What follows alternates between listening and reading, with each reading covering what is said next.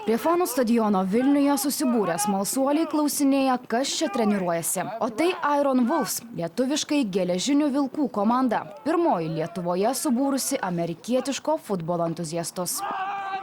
Čia susirenka marga publika, kad ir šis nedidukas Portugalas. Vienas klubo iniciatorių ir trenerių, puikiai išmanantis amerikietišką futbolą. Kartu su Nuno da Silva komandai vadovauja Lietuvoje gyvenantis žaidimo specialistai iš Rusijos, Prancūzijos ir Amerikos. Mes esam pirmieji, kas pradėjom, tai ir šiaip įdomu pradėti, turim gerus trenerius, kurie žaidė užsienyje ir egzotika. Pavadinčiau tai egzotika Lietuvai.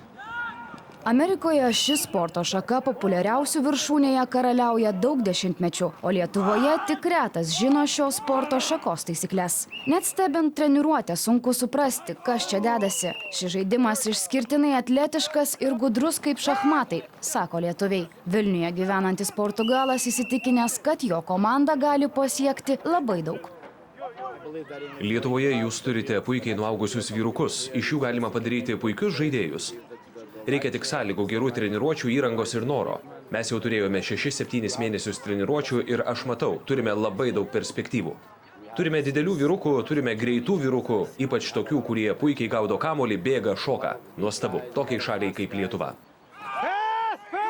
Prireikė laiko, kad entuziastai stadione galėtų žaisti tikrą amerikietišką futbolą. Ne tik kol išmoko taisyklės ir rengėsi tam fiziškai. Reikėjo susipirkti brangiai kainuojančią įrangą ir apsaugas, kurios net patį liekniausią žaidėją paverčia grėsmingai atrodančių plačiapečių.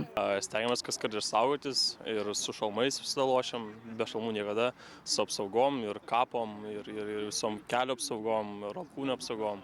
Todėl visą formą esam turime vis tą susipirkę uniformos, todėl ir, kaip sakant, tokio didelio kontakto nelabai ir bijom. Amerikietiškas futbolas viena populiariausių sporto šakų pasaulyje, bet tikrai ne Lietuvoje. Pas mus tai vis dar skamba labai egzotiškai, bet Lietuva jau turi savo komandą, kuri treniruojasi čia, Vilniuje, ir ruošiasi savo pirmajam istoriniam mačui. Iš visų Baltijos šalių ir mūsų pančių kaimynų buvome vienintelė valstybė neturėjusi savo amerikietiško futbolo komandos. Kai jis susibūrė, atsirado ir galimybė varžytis tarptautinėje arenoje. Vilniaus garbę Iron Wolves planuoja ginti Baltijos jūros lygoje. Istorinis lietuvių mačas, tiesa pirmiausiai draugiškas, bus sužaistas lapkričio mėnesį.